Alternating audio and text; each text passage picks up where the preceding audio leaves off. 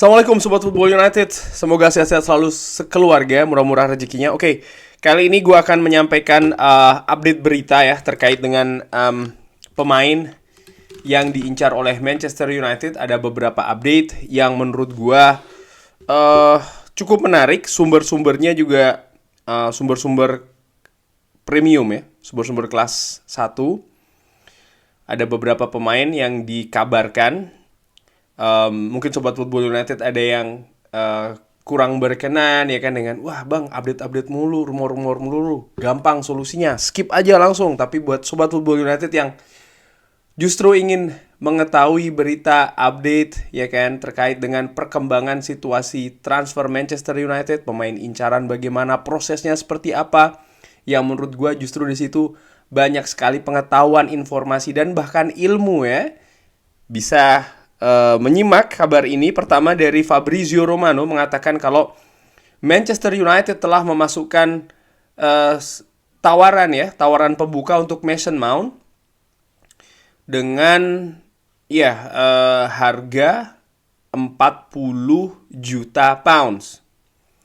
Seperti yang mereka katakan ke pemain bahwa mereka akan memproses sang pemain. Jadi ternyata Manchester United ini sudah ada komunikasi dengan Mason Mount dan mereka mengatakan mereka berminat terhadap Mason Mount. Mason Mount juga berminat pindah ke Manchester United. Mason Mount diminta oleh Manchester United untuk bersabar. Manchester United akan segera memulai prosesnya dan ternyata sudah dilakukan. Manchester United sudah melakukan tawaran pertama senilai 40 juta pounds. Walaupun ya Chelsea menolak proposal tersebut karena memang Chelsea tidak bisa menerima angka tersebut 40 juta pounds. Manchester United sendiri dikabarkan kalau mereka tidak akan melakukan penawaran yang terlampau tinggi untuk Mason Mount. Kendatipun angka yang dikabarkan dari dari berita-berita sebelumnya kalau Chelsea ini menginginkan sekitar 70 juta pounds ya kan. Sementara Manchester United tidak akan menawar lebih dari 60 juta pounds. Jadi tetap ada gap di sana. Yang menarik tentu saja status dari Mason Mount sendiri yang memang tidak ingin memperpanjang kontraknya di Chelsea. Dan nampaknya kedua belah pihak baik Chelsea dan terutama pihak dari Manchester United nih bermain atau strateginya di situ ya. Terutama Manchester United yang kalau Chelsea tetap bersikeras maka ya mereka ada kemungkinan justru kehilangan Mason Mount secara gratisan. Ini menurut gue salah satu poin yang akan digunakan oleh Manchester United dan Chelsea. Mungkin bisa jadi akan mengcounter mengatakan yang kita nggak ada masalah kalau kehilangan Mason Mount secara gratisan. Walaupun gue meragukan sih ya. Ini mungkin akan kuat-kuatan ya. Tentu saja proses negosiasi kita lihat saja. Tapi kabar lainnya dari Fabrizio Romano ini mengatakan juga kalau Manchester United akan segera melakukan follow up. Follow up berupa tawaran kedua kepada Mason Mount ya. Walaupun ya tawaran pertama ini sudah ditolak oleh Chelsea, tapi Manchester United akan segera berusaha lagi. Dan seperti dikabarkan sebelumnya, situasi personal sang pemain sendiri ini tidak ada masalah. Mason Mount ingin bergabung dengan Manchester United. Kabar kedua terkait dengan kiper. Klub Saudi ini mengetahui kalau sudah ada kesepakatan verbal ya antara David De Gea dan Manchester United. Namun sampai dengan saat ini belum ada finalisasi secara ofisial, secara resmi terkait dengan perpanjangan kontrak dari David De Gea. Sementara Manchester United di sisi lain juga sedang berada atau memiliki plan B, plan C dan seterusnya di bursa transfer ya, di market. Menurut gue yang cukup menarik. Memang sektor penjaga gawang ini bukan yang terkuat bagi Manchester United musim lalu. David De Gea banyak terekspos terutama soal masalah distribusi bola. Namun sering juga diberitakan kalau sektor penjaga gawang ini bukan jadi prioritas dari Manchester United, dari Erik ten Hag. Erik ten Hag ingin supaya David De Gea stay, tapi dengan jelas mengatakan dia ingin ada penjaga gawang baru yang bisa memberikan persaingan kompetisi yang lebih ketat terhadap David De Gea.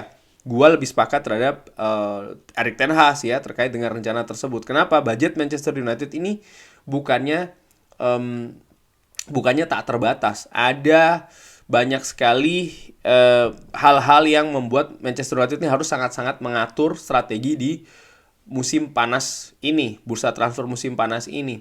Tentu saja lini depan itu menjadi prioritas dari Manchester United dan pemain-pemain incarannya harganya tinggi-tinggi semua nih. Lalu juga lini belakang yang diincar pun juga harganya tinggi. Pemain tengah Mason Mount ya kan yang diberitakan sebelumnya itu juga harganya tinggi. Manchester United 40 juta loh. Itu tinggi sekali. Masih ditolak oleh Chelsea, ya kan? Sementara pemain yang keluar dari Manchester United sampai dengan saat ini belum ada perkembangan yang lebih jelas kalau menurut gue. Oke, sekali Harry Maguire, Scott McTominay, mungkin juga Fred ya kan yang terbaru, bahkan Jadon Sancho kabarnya juga diincar, tapi belum ada yang konkret. Dean Henderson pun juga demikian. Sehingga kalau menurut gue sih terlepas dari banyak keterbatasan David De Gea, gue masih tetap berpikir oke, David De Gea stay dulu mungkin untuk 1-2 musim sambil ya itu tadi mendatangkan pemain yang pemain muda ya, pemain yang lebih muda dari David De Gea, mungkin harganya tidak setinggi kiper-kiper premium saat ini yang bisa memberikan persaingan sekaligus juga diproyeksi untuk meneruskan posisi penjaga gawang utama di Manchester United setelahnya. Tapi ya ini sekali lagi ya dinamika di bursa transfer. Yang terbaru adalah Harry Kane. Ini gue ambil sumbernya dari The Guardian, walaupun juga diberitakan oleh beberapa sumber lainnya, tapi gue ambil dari The Guardian yang mengatakan kalau Manchester United ini menarik diri dari perburuan Harry Kane. Kenapa? Karena Erik ten Hag dikatakan oleh manajemen Manchester United ini harus realistis ya, harus bisa menerima kejelasan. Berita kedua nggak akan gue ulangi itu tentang Mason Mount. Disebutkan di artikel The Guardian kalau Manchester United telah mengakhiri keberminatannya ya, keinginannya untuk mendatangkan Harry Kane dari Tottenham Hotspur musim panas ini. Karena mereka punya feeling kalau harga dari pemain itu tidak realistis, terlalu tinggi. Manajer Manchester United Erik ten Hag sendiri ya, ini sebelumnya menjadikan Harry Kane ini sebagai target utama bahkan, dan kecewa karena ya gagal atau tidak jadi.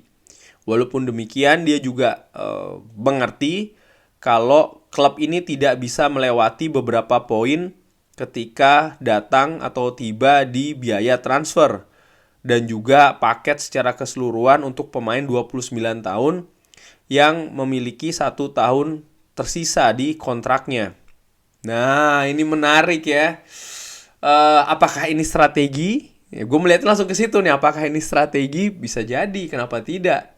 Memang Harry Kane banyak pihak mengatakan harganya kemahalan untuk pemain yang kontraknya sudah mau habis ya kan. Walaupun dia berusia 29 tahun. Gue nggak ngelihat 29 tahunnya, tapi gue justru melihat 1 tahun sisa kontraknya.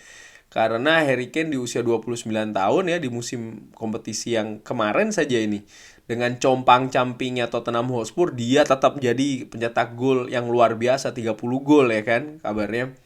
Sehingga ya menurut gue ini sangat luar biasa. Tapi gue justru memperhatikan di situasi kontraknya sudah mau habis tapi harganya 100 juta. Ini memang tidak realistis.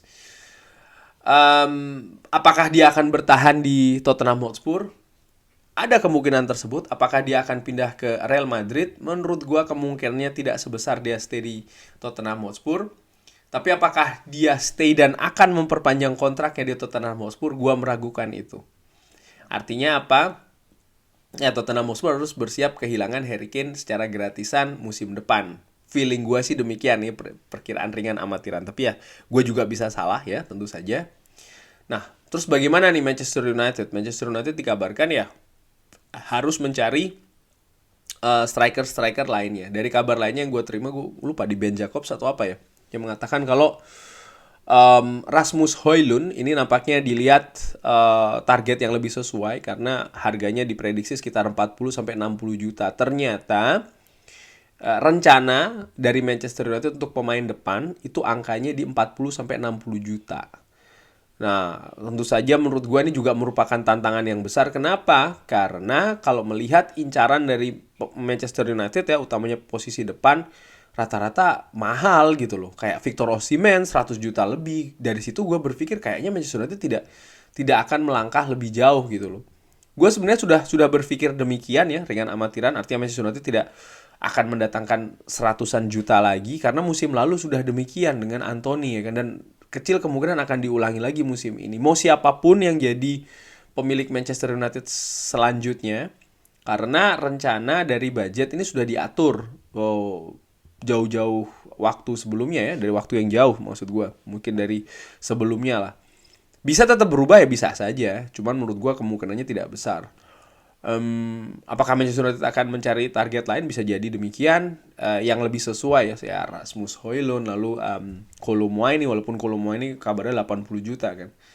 Tapi tetap seperti gue katakan di awal, apakah ini strategi?